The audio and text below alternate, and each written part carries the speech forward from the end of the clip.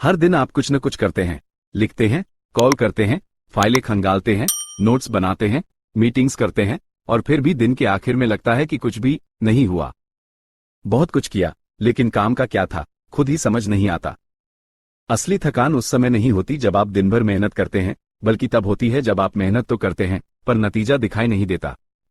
यही बात डैरियस फोरू की इस किताब फोकस ऑन व्हाट मैटर्स की शुरुआत है। आज की दुनिया में सबसे आसान है भटक जाना।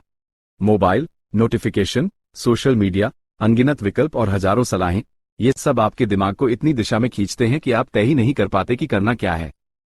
हम सबके पास करने को बहुत कुछ है, लेकिन वक्त और ध्यान की सीमा तय है। इसलिए जरूरी है कि हम खुद से ये पूछें, क्या मैं उसी चीज पर ध्यान दे रहा हूं जो वाकई मायने रखती है? डैरियस फोरू इस किताब में एक बेहद जरूरी विचार को सामने रखते हैं कि जिंदगी में सब कुछ करना संभव नहीं है, लेकिन सबसे जरूरी चीजों को करना और सिर्फ उन्हें करना न सिर्फ संभव है, बल्कि आपकी प्रगति की सबसे बड़ी कुंजी भी है। लेखक ने खुद ये गलती की कि वे हर उस काम में हाथ डालते गए जो थोड़ा भी जरूरी लग रहा था, लेकिन फिर उन्हें एहसास हुआ कि बिना प्राथमिकता के मेहनत सिर्फ थकान देती है, सफलता नहीं। उन्होंने एक सादा लेकिन ताकतवर नियम अपनाया, मैं सिर्फ उन्हीं चीजों पर ध्यान दूंगा जो मेरी जिंदगी में असर डालें। जब आप अपने ध्यान को हर ओर बांट देते हैं, तो आप सिर्फ समय नहीं खोते, बल्कि अपना नियंत्रण भी खोते हैं। हम अक्सर दूसरों की अपेक्षाओं, सोशल मीडिया की कंपैरिजन गेम और लगातार चलते रहने वाले टू डू लिस्ट के नीचे दबते जाते हैं, और इस दौड़ में वो चीज छूट जाती है जो हमें सबसे ज्यादा सुकून देती है, सादगी और स्पष्टता। डैरियस बताते हैं कि क्लैरिटी यानी स्पष्टता का पहला कदम है ये तय करना कि आपको क्या नहीं करना है। यानी जो चीजें आपकी लाइफ, करियर या मन की शांति में कोई योगदान नहीं दे रही हैं, उन्हें छोड़ने की हिम्मत रखनी होगी। ये किताब एक तरह से आपके दिमाग की सफाई है। ये आपको यह नहीं बताती कि कैसे 10 गुना ज्यादा काम करें, बल्कि यह सिखाती है कि कौन सा एक काम आपके जीवन को बदल सकता है। अगर आप हमेशा व्यस्त रहते हैं लेकिन फिर भी फील करते हैं कि आप स्टक हैं, अगर आप हर दिन के आखिर में सोचते हैं कि असल में किया क्या, अगर आप बहुत सी चीजें करना चाहते हैं लेकिन किसी एक पर भी पूरी तरह फोकस नहीं कर पा रहे, तो ये किताब आपको रुककर सोचना सिखाएगी और फिर आगे बढ़ना भी। डैरियस फोरू इस किताब में 3 चीजों पर बार बार जोर देते हैं: सोच की सफाई, व्यस्तता नहीं बल्कि दिशा, और हर शाइनी चीज के पीछे न भागना। वे मानते हैं कि फोकस का पहला नियम है कट करो, कम करो, क्लियर सोचो। डैरियस खुद एक प्रोडक्टिविटी कोच, उद्यमी और लेखक हैं। उन्होंने खुद अपनी लाइफ में बहुत उतार चढ़ाव देखे।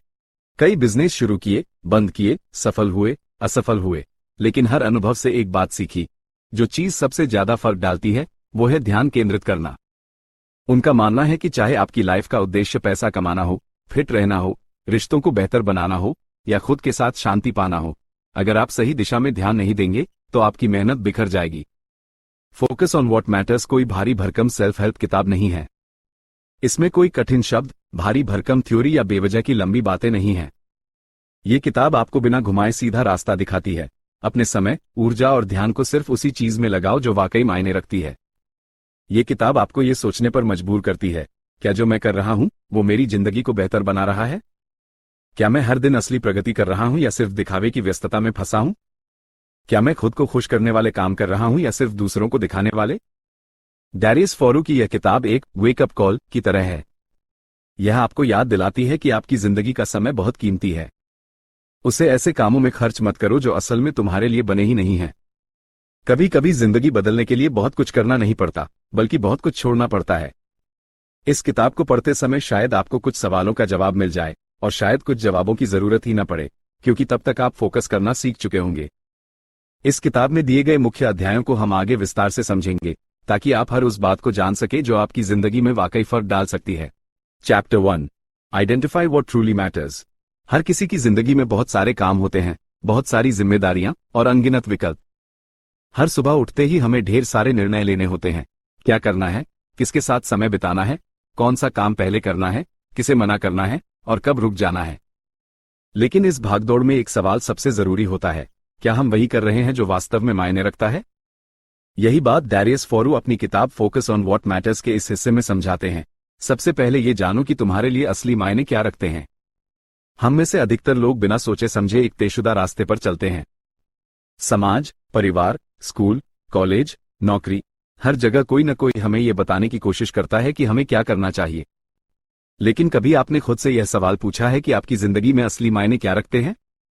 बहुत बार हम जो कर रहे होते हैं वो इसलिए नहीं कर रहे होते क्योंकि वो हमारे लिए जरूरी है, बल्कि इसलिए कर रहे होते हैं क्योंकि सब कर रहे हैं या किसी ने हमें कहा है कि यही सही है।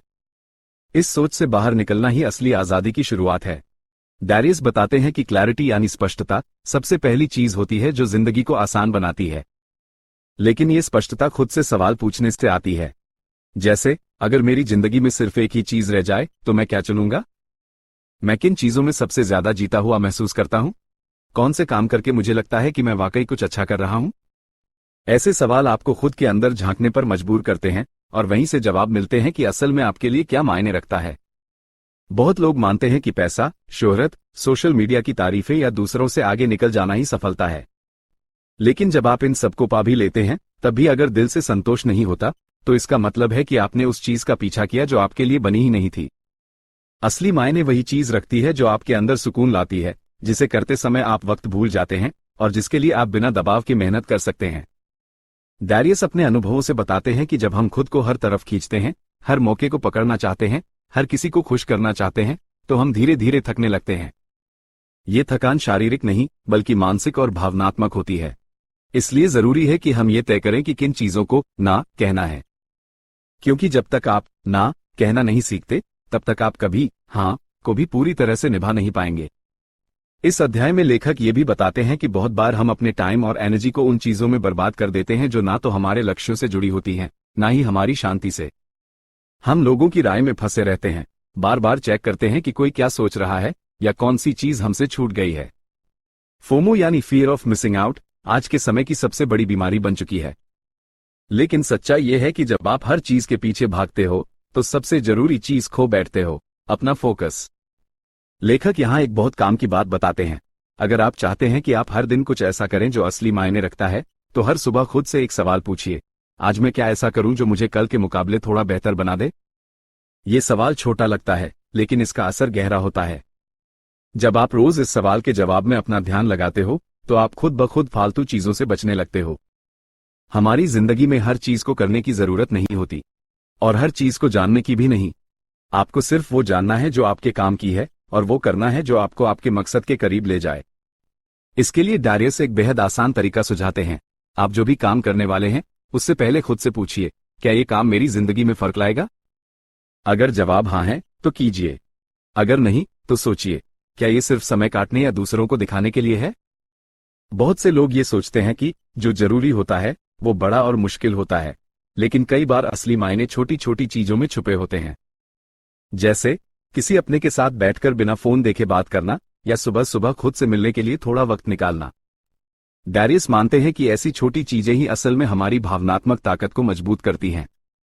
इस अध्याय की सबसे बड़ी सीख यह है कि स्पष्टता कोई एक बार की चीज नहीं होती, ये रोज रोज की जाने वाली एक कोशिश है।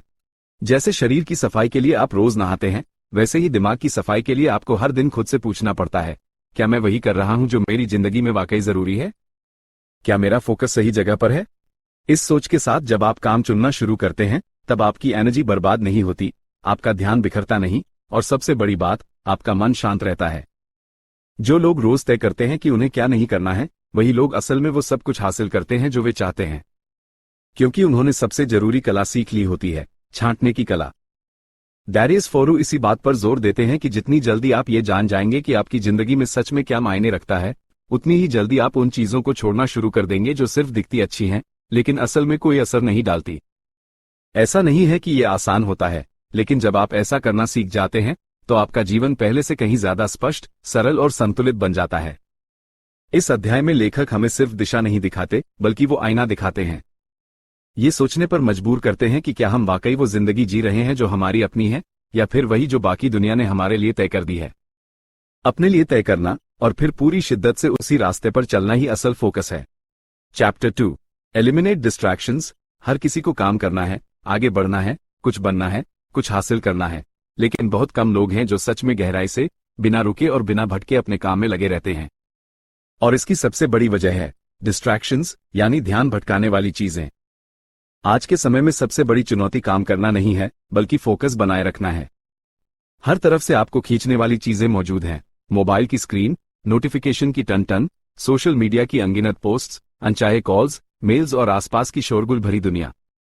डैरियस फोरू अपनी किताब फोकस ऑन व्हाट मैटर्स में इस बात को बहुत साफ तरीके से सामने रखते हैं कि जब तक आप डिस्ट्रैक्शंस को नहीं हटाते तब तक आप वो नहीं बन सकते जो आप बनना चाहते हैं।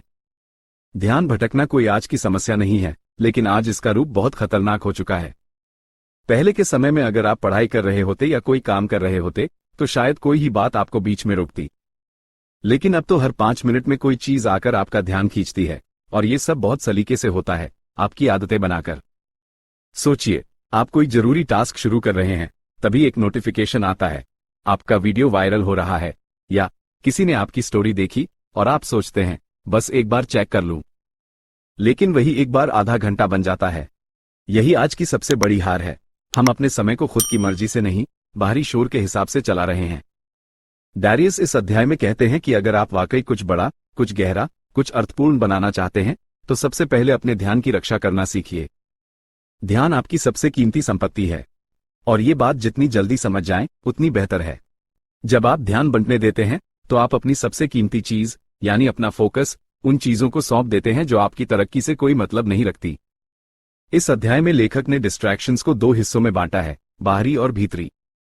बाहरी डिस्ट्रैक्शंस वो होती हैं जो चारों तरफ से आती हैं, जैसे मोबाइल, लोग, ईमेल, चैट्स, मीटिंग्स और शोर। जबकि भीतरी डिस्ट्रैक्शंस वे होती हैं जो आपके मन के अंदर चल रही होती हैं, जैसे चिंता, कंपैरिजन, असुरक्षा, घबराहट और FOMO, fear of missing out. जब तक आप सिर्फ बाहरी व्यवधानों को हटाने की कोशिश करेंगे और अपने अंदर की बेचैनी को नहीं समझेंगे, तब तक आप सच्चे फोकस तक नहीं पहुंच सकते। लेखक का मानना है कि सबसे पहले अपने एनवायरनमेंट यानी अपने आसपास की जगह को फोकस के लायक बनाना चाहिए। अगर आप कोई गहरा काम करना चाहते हैं तो ऐसी जगह चुनिए जहां चीजें आपको खींचती न रहें। मोबाइल को दूर रखें, नोटिफिकेशन बंद कर दें, इंटरनेट को समय सीमा में बांधें और अपने समय का एक हिस्सा पूरी तरह से डिस्ट्रैक्शन फ्री रखें। जब आप दिन का 1 घंटा भी पूरी शांति और एकाग्रता से बिताना सीख जाते हैं तो वही 1 घंटा आपको दूसरों के पूरे दिन से आगे पहुंचा देता है। लेकिन इससे भी ज्यादा जरूरी है अपने भीतर के डिस्ट्रैक्शंस को पहचानना। डैरियस कहते हैं कि अक्सर हम इसलिए ध्यान भटकाते हैं क्योंकि हम असहज महसूस करते हैं। जैसे ही कोई मुश्किल टास्क सामने आता है या जब हमें किसी काम में थोड़ा समय लग रहा होता है तो हम बीच में मोबाइल चेक करने लगते हैं या दूसरी किसी चीज में खुद को व्यस्त कर लेते हैं। दरअसल हम डिस्कम्फर्ट यानी असुविधा से भागते हैं, लेकिन सच्चाई यह है कि बिना उस डिस्कम्फर्ट को स्वीकार किए कोई भी गहराई वाला काम नहीं हो सकता। डिस्ट्रैक्शन को हटाने का सबसे कारगर तरीका यह है कि आप तय करें, मैं इस वक्त सिर्फ यही करूंगा और कुछ नहीं। ये बात जितनी साधारण लगती है उतनी ही मुश्किल है उसे निभाना। लेकिन अगर आप हर दिन खुद से यह वादा कर पाएं कि एक तय समय तक आप सिर्फ एक ही काम करेंगे, चाहे पढ़ाई हो, लिखना हो, सोचने बैठना हो या कोई प्लान बनाना हो, तो आप खुद पर एक बड़ा एहसान करेंगे। और यही छोटी छोटी जीतें मिलकर बड़ी सफलता बनती हैं। डैरियस बताते हैं कि जब आप डिस्ट्रैक्शंस को हटाते हैं तो सिर्फ समय नहीं बचता, बल्कि आपका आत्मविश्वास भी बढ़ता है।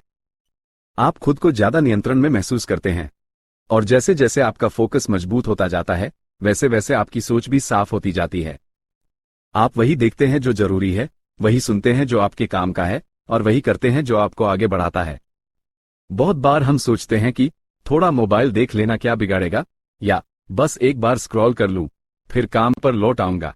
लेकिन यही थोड़ा थोड़ा हमारी सबसे बड़ी बाधा बन जाता है। हमारे दिमाग को गहराई में उतरने में समय लगता है, और हर बार जब आप ध्यान भटकाते हैं तो आपको उस गहराई तक दोबारा पहुंचने में फिर से वक्त और ऊर्जा लगती है।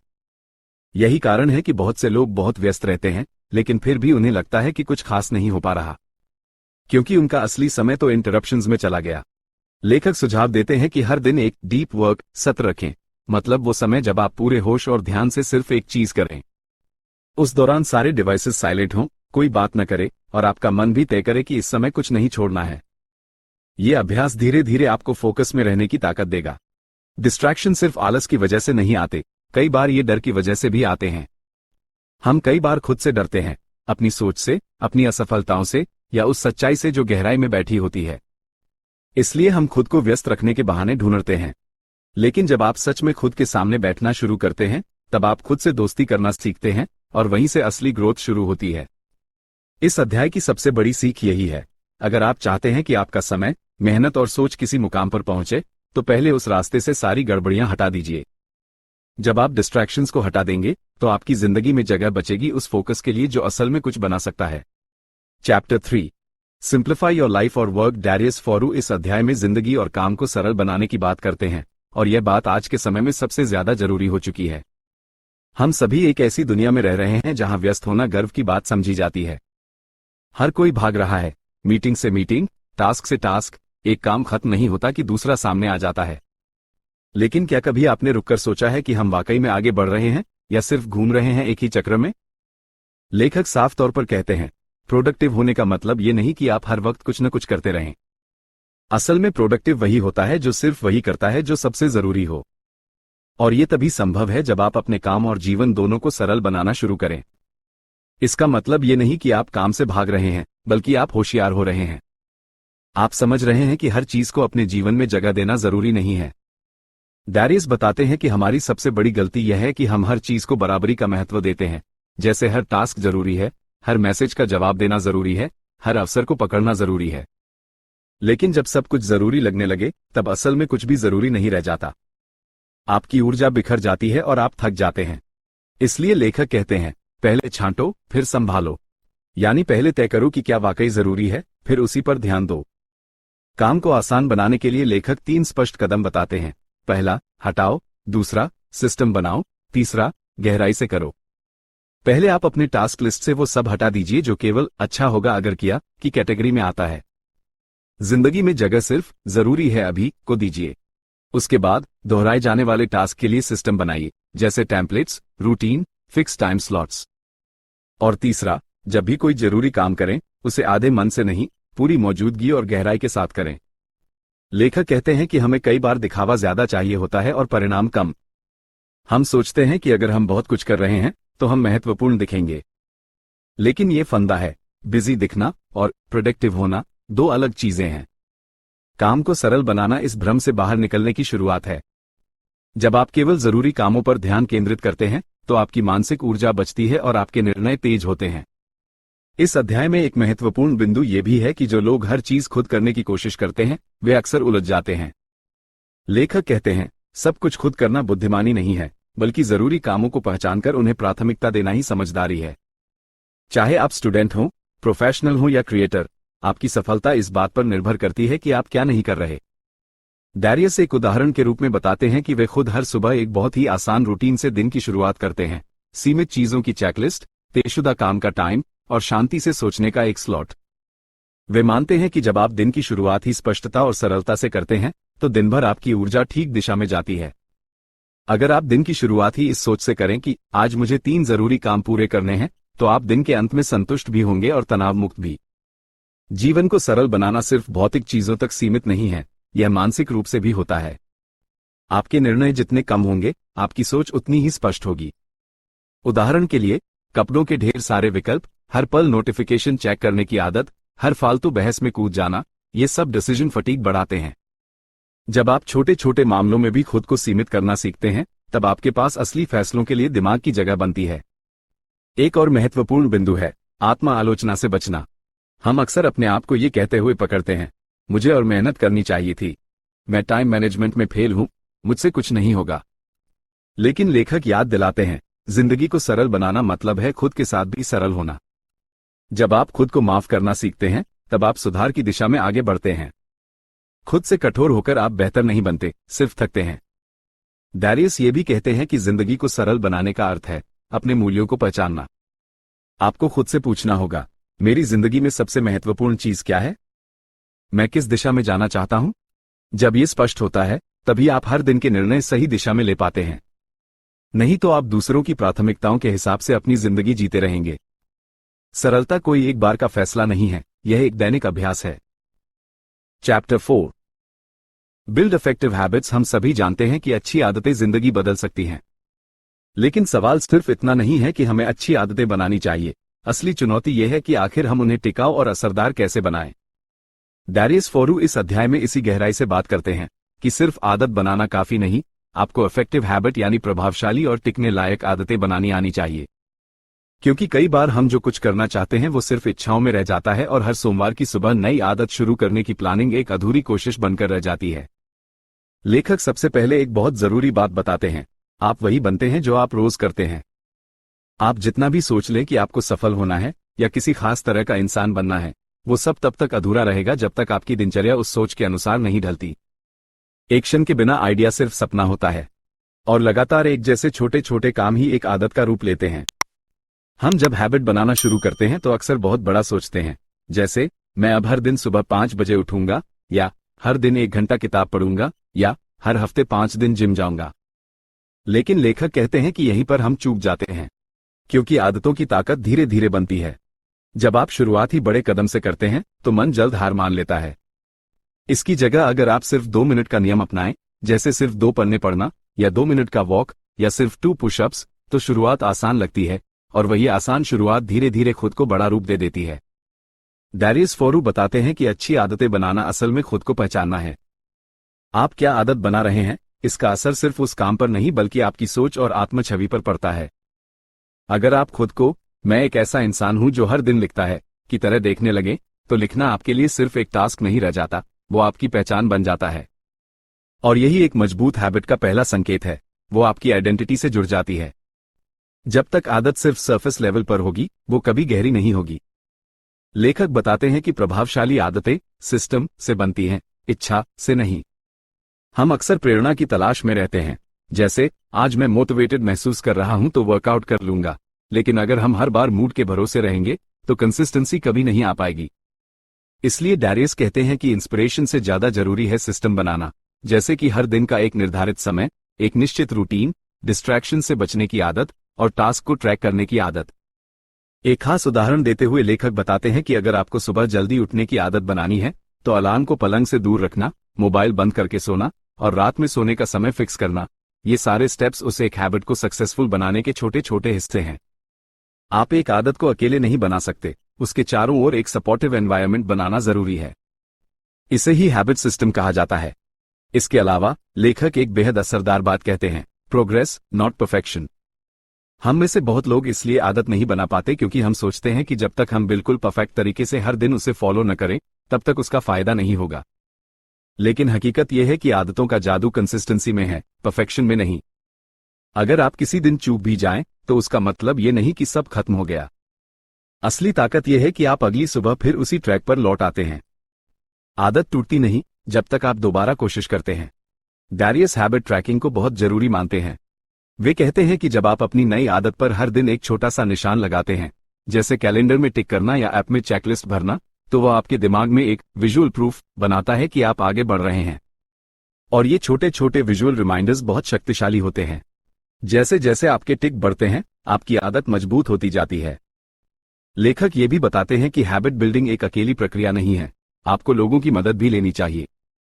अगर आप किसी दोस्त या अकाउंटेबिलिटी पार्टनर के साथ अपनी आदत शेयर करते हैं और उन्हें बताते हैं कि आप क्या नया करना चाह रहे हैं, तो वो कमिटमेंट मजबूत हो जाती है। जब आपको किसी को रिपोर्ट करना होता है तो आप टालने से पहले एक बार जरूर सोचते हैं। ये दबाव नहीं बल्कि एक सकारात्मक सहयोग होता है। लेखक यहाँ एक गहरा साइकोलॉजिकल प्रिंसिपल भी बताते हैं कि हमारा दिमाग पुरानी आदतों की ओर खींचता है क्योंकि वो आसान और जाने पहचाने रास्ते होते हैं। नई आदत शुरू करना हमारे दिमाग को असुविधाजनक लगता है, लेकिन अगर आप 21 दिन तक लगातार किसी आदत को दोहराते हैं, भले ही छोटी हो, तो दिमाग उसे धीरे धीरे अपना लेता है और उस रास्ते पर चलना सरल लगता है। इस अध्याय में डैरियस एक और बहुत जरूरी बात समझाते हैं, हैबिट रिप्लेसमेंट। यानी अगर आप कोई बुरी आदत छोड़ना चाहते हैं तो खाली जगह न छोड़ें, बल्कि उसकी जगह एक अच्छी आदत डालें। उदाहरण के लिए, अगर आप देर रात सोशल मीडिया स्क्रॉलिंग बंद करना चाहते हैं तो उसकी जगह एक किताब पढ़ने की आदत डालिए। दिमाग खाली जगह पसंद नहीं करता, इसलिए उसे नया डायरेक्शन देना जरूरी है। कुल मिलाकर लेखक हमें याद दिलाते हैं कि इफेक्टिव हैबिट्स वही होती हैं जो आपकी प्रायोरिटीज और गोल्स से जुड़ी हों, जो धीरे धीरे बने और जिनके लिए आपने एक सिस्टम खड़ा किया हो। और सबसे जरूरी बात, उन्हें बनाने में धैर्य रखें, क्योंकि हैबिट बनाना एक इमोशनल प्रक्रिया भी है, सिर्फ लॉजिकल नहीं। कई बार आप थकेंगे, चूकेंगे, लेकिन अगर आपकी दिशा सही है और आपकी सोच साफ है तो आप फिर लौट पाएंगे। डैरियस फोरू हमें सिखाते हैं कि जिंदगी में बड़ा बदलाव लाने के लिए आपको अपने रोज के पैटर्न्स बदलने होंगे, और उन पैटर्न्स को बदलने का सबसे स्थायी तरीका है प्रभावशाली आदतें बनाना। वही आदतें जो धीरे धीरे आपके निर्णयों को बदलेंगी, आपकी प्राथमिकताओं को तय करेंगी और अंततः आपके पूरे जीवन की दिशा को आकार देंगी। Chapter 5, improve decision making. क्या आपने कभी ये महसूस किया है कि आपकी जिंदगी में जितनी उलझनें हैं, उनमें से ज्यादातर का कारण सही निर्णय न ले पाना है? कभी कोई मौका हाथ से निकल गया तो कभी गलत दिशा में चल पड़े। ऐसा नहीं है कि हमारे पास विकल्प नहीं होते, लेकिन सही विकल्प चुनना हमें आता नहीं। डैरियस फोरू इस अध्याय में तो यही बताते हैं कि जिंदगी में आगे बढ़ने के लिए सबसे जरूरी स्किल अगर कोई है तो वो है निर्णय लेने की कला। और अच्छी बात यह है कि ये कोई जन्मजात गुण नहीं है, इसे सीखा और सुधारा जा सकता है। हम में से अधिकतर लोग निर्णय लेने को एक डरावनी प्रक्रिया की तरह देखते हैं। हमें लगता है कि अगर हमने गलत फैसला ले लिया तो सब कुछ बर्बाद हो जाएगा। इसलिए हम टालते रहते हैं, बार बार सोचते हैं, दूसरों से सलाह लेते हैं और आखिर में इतना उलझ जाते हैं कि फैसला ही नहीं हो पाता। डैरियस इस सोच को तोड़ते हैं। वे कहते हैं कि फैसले लेना एक मसल की तरह है, जितना ज्यादा आप इसे एक्सरसाइज करते हैं उतना ही बेहतर होता जाता है। लेखक मानते हैं कि निर्णय लेने में सबसे बड़ी बाधा होती है ओवरथिंकिंग। हम किसी भी विकल्प के हर छोटे पहलू पर इतना सोचते हैं कि थक जाते हैं और अंत में या तो कोई भी विकल्प नहीं चुनते या सबसे आसान लेकिन गलत विकल्प चुन लेते हैं। इसलिए पहला कदम है ये मानना कि आप हर फैसले को 100% परफेक्ट नहीं बना सकते। जब आप ये स्वीकार करते हैं कि कोई भी निर्णय पूरी तरह सही नहीं हो सकता, तब आप सोचने के बोझ से आजाद हो जाते हैं और जल्दी, स्पष्ट और शांतिपूर्ण निर्णय ले पाते हैं। डैरियस फोरू एक बहुत ही व्यवहारिक तरीका बताते हैं, रिवर्सिबल vs इरिवर्सिबल डिसीजंस, यानी कौन से फैसले ऐसे हैं जिन्हें आप बाद में बदल सकते हैं और कौन से फैसले स्थायी हैं। अगर कोई निर्णय रिवर्सिबल है, जैसे कोई नया कोर्स ज्वाइन करना, एक नया शौक शुरू करना या कोई ऑनलाइन सब्सक्रिप्शन लेना, तो उसके लिए ज्यादा सोचने की जरूरत नहीं। बस शुरुआत करें और अगर न चले तो बदल दें। लेकिन अगर निर्णय इरिवर्सिबल है, जैसे नौकरी छोड़ना, किसी रिश्ते को खत्म करना या बड़ी वित्तीय जिम्मेदारी लेना, तो वहां आपको थोड़ी गहराई से सोचना जरूरी है। दूसरा जरूरी सिद्धांत जो लेखक बताते हैं वो है अपॉर्चुनिटी कॉस्ट। इसका मतलब यह है कि जब आप कोई एक विकल्प चुनते हैं तो आप बाकी विकल्प छोड़ देते हैं, और हर छोड़े गए विकल्प की एक कीमत होती है। अक्सर हम इसी वजह से डिसीजन नहीं ले पाते, क्योंकि हमें लगता है कि बाकी विकल्प बेहतर हो सकते थे। लेकिन लेखक कहते हैं कि परफेक्ट ऑप्शन की तलाश ही डिसीजन पैरालिसिस की सबसे बड़ी वजह है। हर विकल्प में कुछ खोना तय है, लेकिन जो विकल्प आपके लक्ष्य के सबसे नजदीक है वही सही है। सोचिए नहीं कि क्या खोया जाएगा, देखिए कि क्या पाया जा सकता है। डैरियस हमें यह भी सिखाते हैं कि बेहतर निर्णय तब लिए जाते हैं जब आप खुद को जानते हैं। अगर आपको अपनी वैल्यूज, प्रायोरिटीज और लॉन्ग टर्म विजन साफ पता है तो डिसीजन लेना आसान हो जाता है। एक क्लैरिटी आती है कि कौन सा विकल्प आपको आपके बड़े लक्ष्य के करीब ले जाएगा। लेखक सजेस्ट करते हैं कि हर बड़ा निर्णय लेने से पहले खुद से एक सीधा सवाल पूछिए, क्या यह फैसला मुझे उस इंसान के करीब ले जाता है जो मैं बनना चाहता हूं?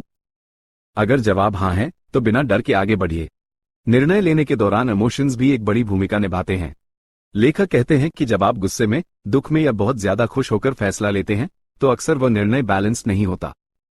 इसलिए उन्हें इमोशनली न्यूट्रल डिसीजन मेकिंग कहा जाता है, यानी जब आप शांत दिमाग से, तटस्थ होकर सोचते हैं। इसके लिए जरूरी है कि आप अपने आप को थोड़ी देर का ब्रेक दें, किसी फैसले को सोने से पहले या टहलने के बाद सोचें। कभी कभी 24 घंटे का फासला ही क्लैरिटी ला देता है। एक और बढ़िया सुझाव लेखक देते हैं, डिसीजन रूल्स बनाइए। यानी अपने लिए कुछ नियम तय कर लीजिए जो आपके रोजमर्रा के फैसले आसान बना दें।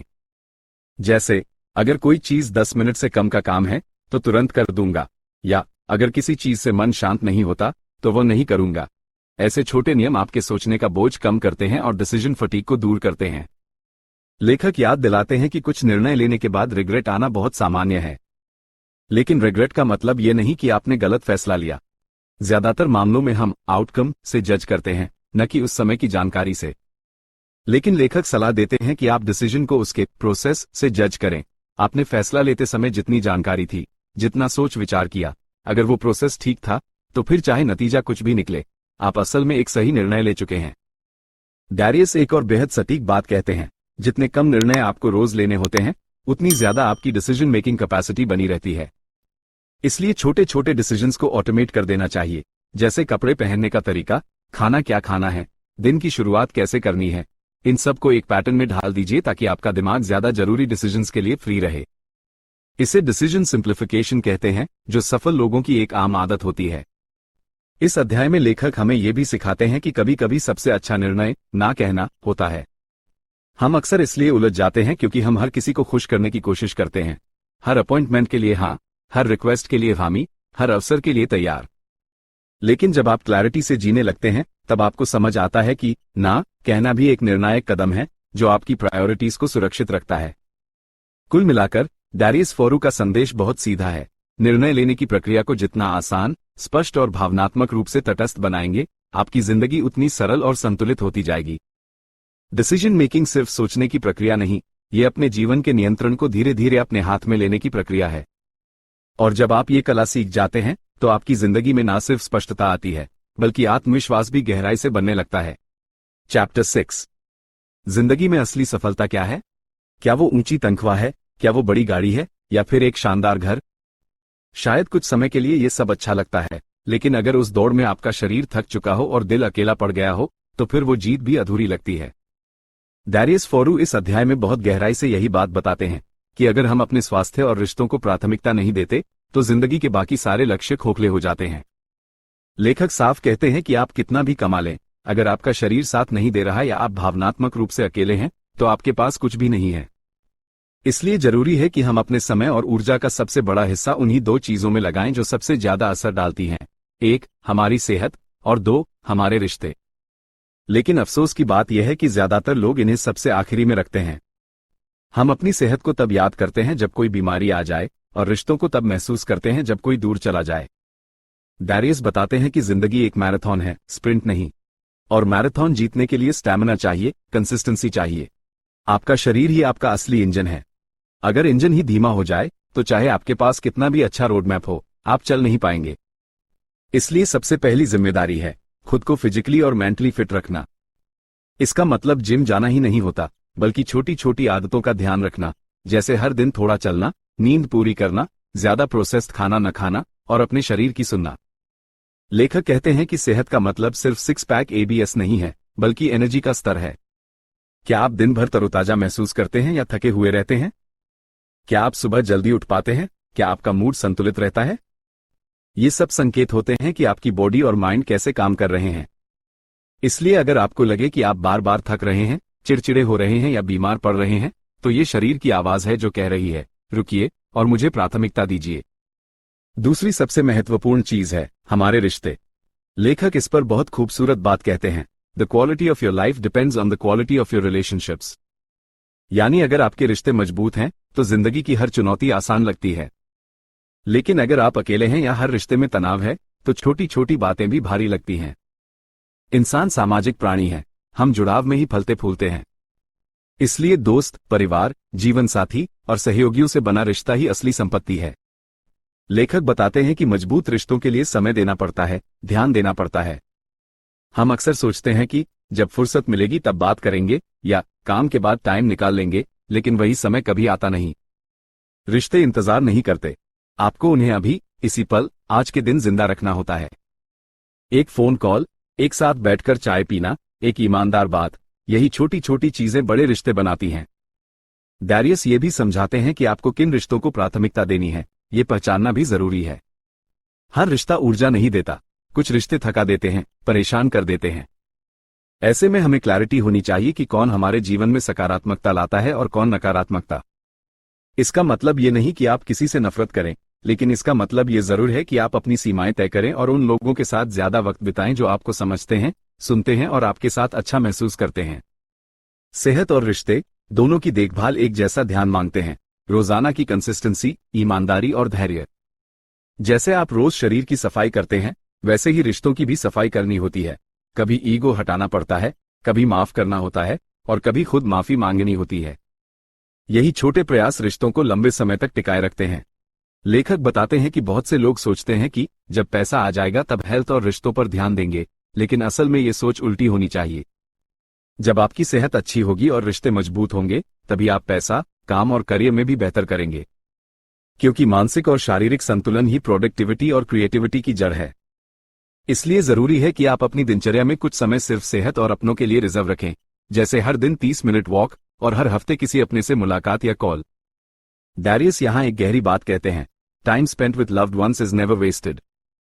यानी अपनों के साथ बिताया समय कभी व्यर्थ नहीं जाता। यही पल सबसे लंबे समय तक याद रहते हैं, यही पल आपके जीवन को अर्थ देते हैं। जिंदगी के आखिरी दिनों में लोग कभी ये नहीं कहते कि काश मैंने और मीटिंग्स की होती, वो कहते हैं काश मैंने अपनों के साथ और वक्त बिताया होता। इस अध्याय के अंत में लेखक हमें यही समझाना चाहते हैं कि असली समझदारी इसी में है कि आप अपने शरीर को एक मंदिर की तरह देखें और अपने करीबी रिश्तों को एक बगीचे की तरह। शरीर को पोषण और आराम दीजिए, रिश्तों को समय और सच्चाई दीजिए। बाकी सब चीजें, काम, पैसे, पहचान, समय के साथ आती हैं और चली जाती हैं, लेकिन आपका शरीर और आपके लोग ही आपके सबसे सच्चे साथी हैं। अगर आपको ये बात दिल से छू गई हो तो इस वीडियो को जरूर लाइक करें और ऐसे ही और गहराई वाले बुक समरीज के लिए सब्सक्राइब करना न भूलें।